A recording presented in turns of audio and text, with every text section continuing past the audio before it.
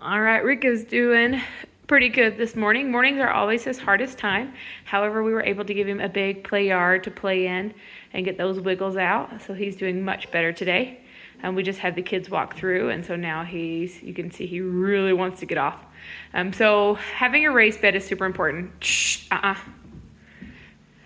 you can see right there where he wanted to get off, but he chose not to get off, how important that is. You can get these raised beds on Amazon, at Petco. I've even found them at Walgreens, but you want to get a raised bed. You can make one at the house, it doesn't matter.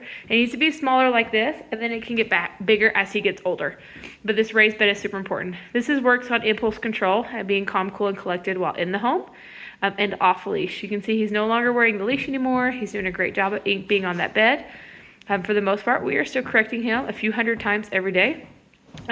Here we have someone walking through.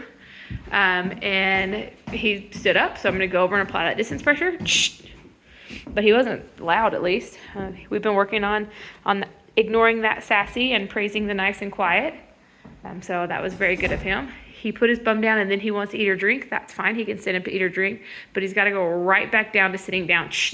And when I ask him to put his bum down, he can't decide that's when he wants to eat or drink. He's got to put the bum down and then he can eat or drink if he wants. So he can't just like ignore me and start eating.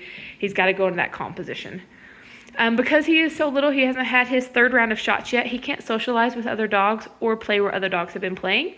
But we were able to secure him off a chunk through some fencing, a big chunk of property, so he could play and run, other than just like a little fenced-in area in the front yard. And that's really helped. He really needs that wiggle room. He's starting to get more and more excitable as he gets older, and it's only going to get bigger.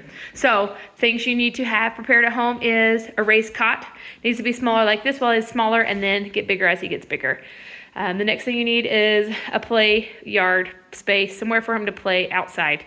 It can be one of those like little zip line leashes that is tied from tree to tree if you don't have a fenced in backyard. It can be a fenced in backyard, whatever you want that to look like, but he does need some space to get those wiggles out.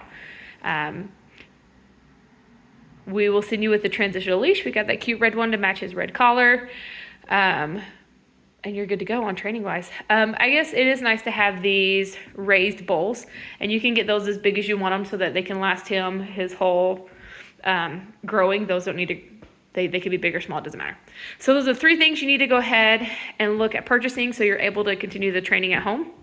And we also use a kennel in the evening and for his reflection time, or the mudroom. And at evening it's the kennel, and during reflection time it could be the mudroom or the kennel. But we're working on that potty training, and having that kennel space is actually really nice to help them learn to hold their pee and poo until the appropriate times, which I know you already have one of those. And then we have a big sheet that goes over the kennel. So those are things you can do to prepare at home. While he is training here, and when he goes home, his training process looks like free play, training, walk, bed, reflect. And you repeat that over and over and over again, a minimum of 3 times a day.